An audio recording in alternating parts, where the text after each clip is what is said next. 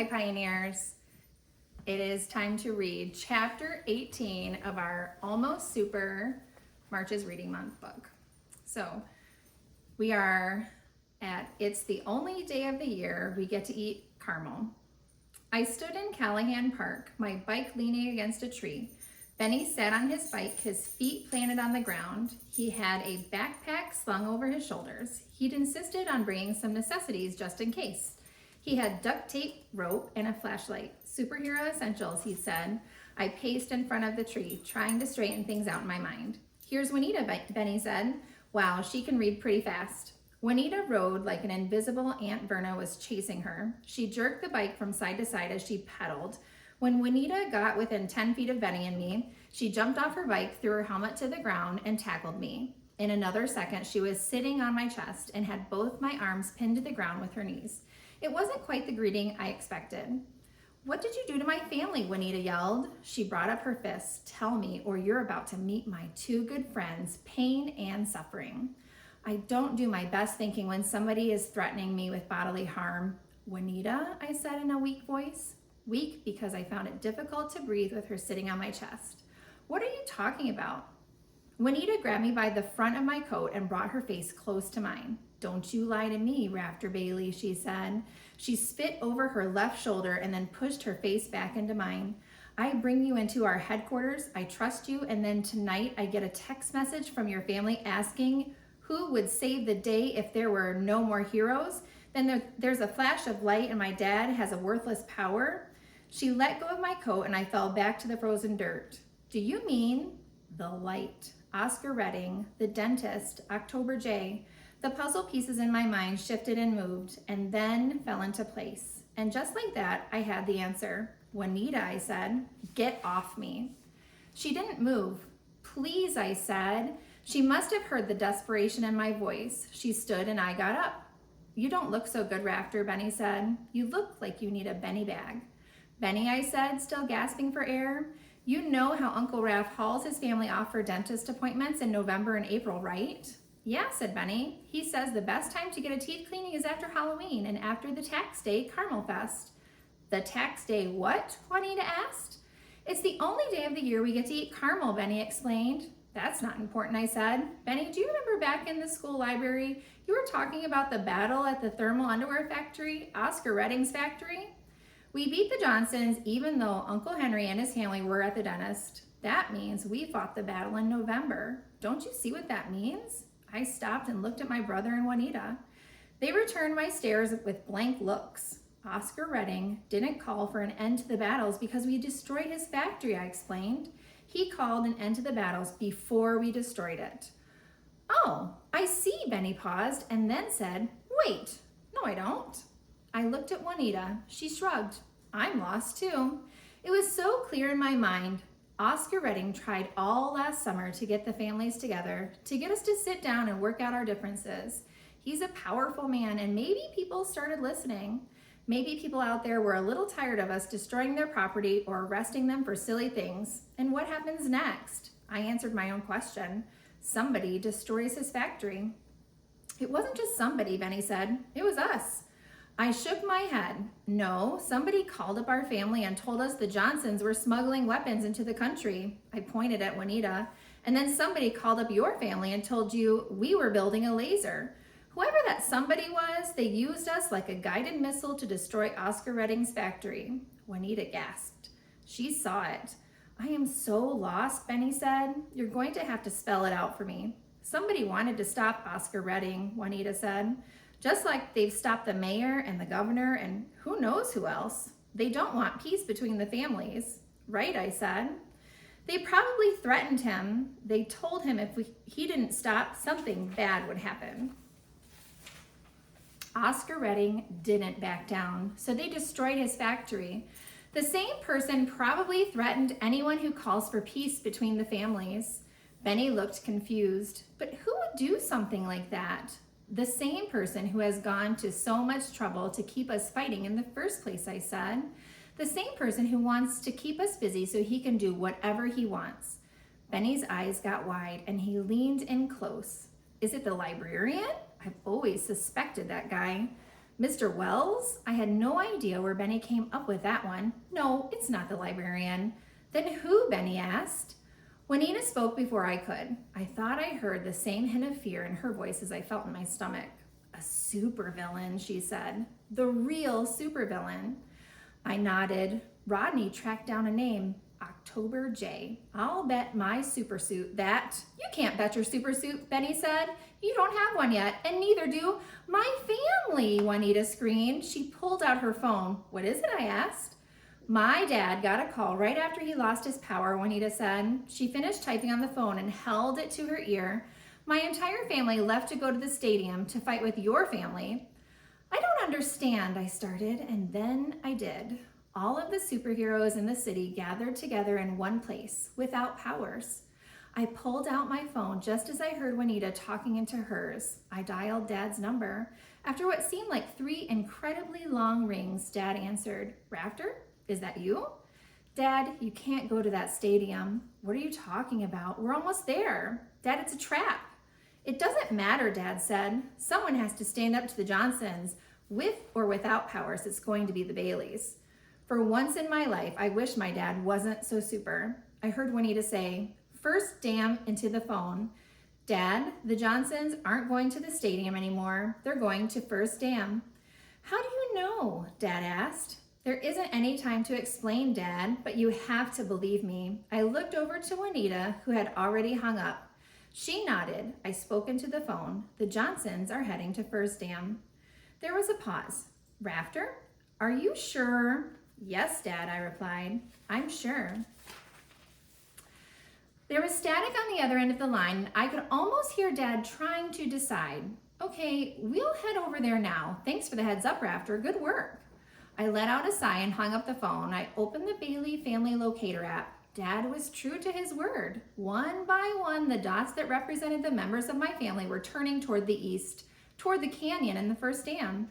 I closed the phone and said to Juanita, that was good thinking. Juanita put her helmet on and picked up her bike. Thanks, she said. Wait, I said, where are you going? Home, Juanita said. Our families are safe, at least for now. When my dad gets home, I'll tell him about the supervillain. I chose my next words carefully.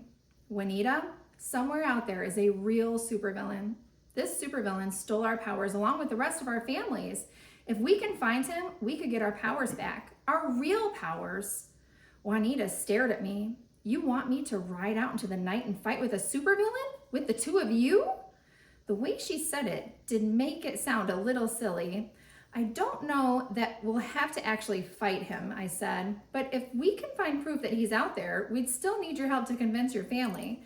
Then maybe both our families could team up. Juanita just stood there atop her bike. I was looking out of the window when the light flashed, I said.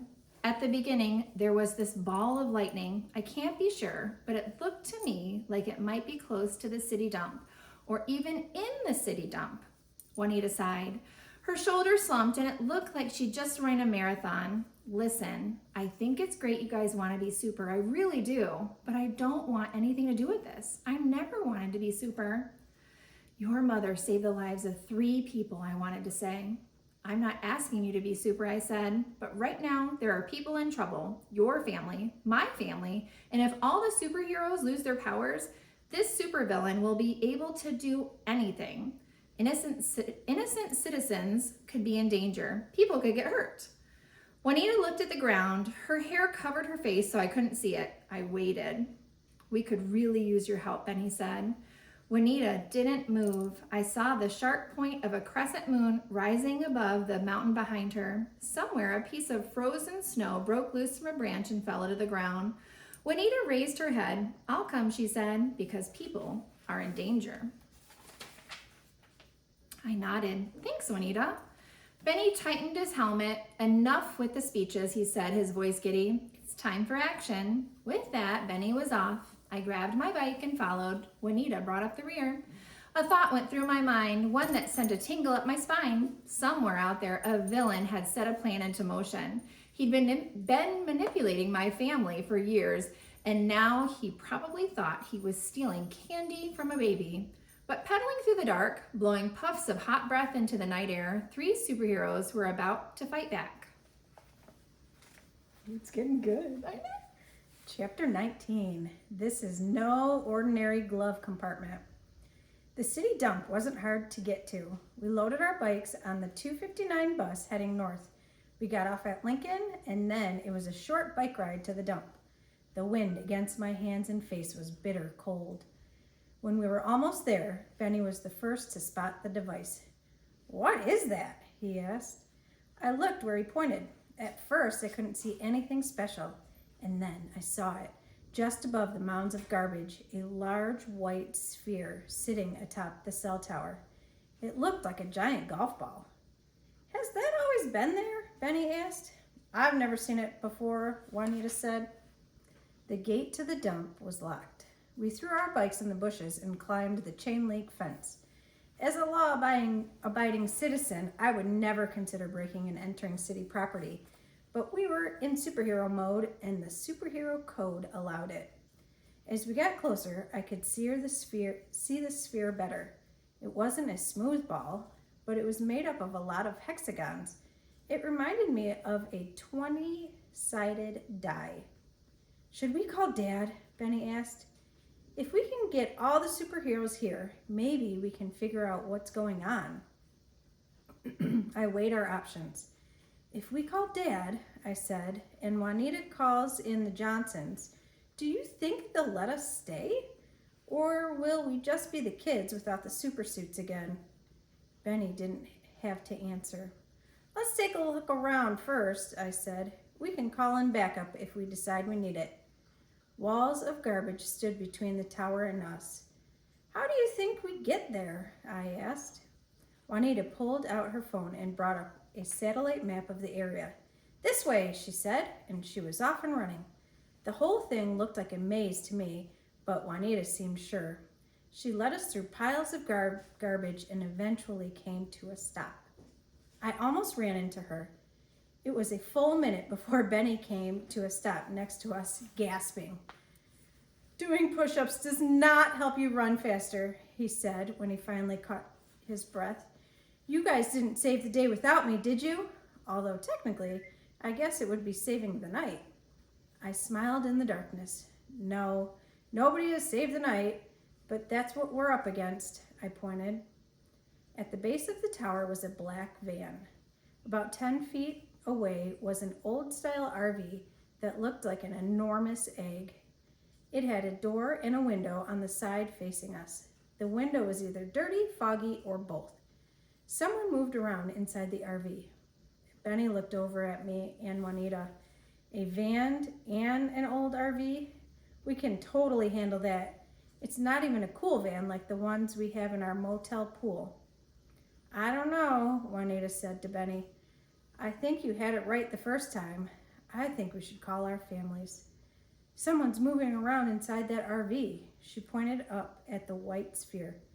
"Look at those scorch marks. And can you smell the sulfur in the air?" From where we were standing, I could see black smudges against the white wall of the sphere. "It smells like the time I tried to microwave an egg wrapped in tinfoil," Benny said. I didn't want to watch somebody else save the day. "The van's empty," I said. "You guys can call in backup if you want. I'm going to see who's in that RV." I crept forward, my feet crunching on the ice. I heard Benny and Juanita follow. I started to make my way to the window of the RV when I saw the handle on the door turn. I ran toward the front of the van, ducking down against the headlights. In a few seconds, Juanita and Benny were crouched beside me. I heard the door to the RV swing open. I got down on my hands and knees and peered under the van in time to see Boots step down from the RV and walk towards us. For a split second, I pictured the owner of the Boots getting into the van, starting it up, and shining his lights right in our eyes. But the Boots went to the back of the van, then disappeared as the person climbed in through the trunk.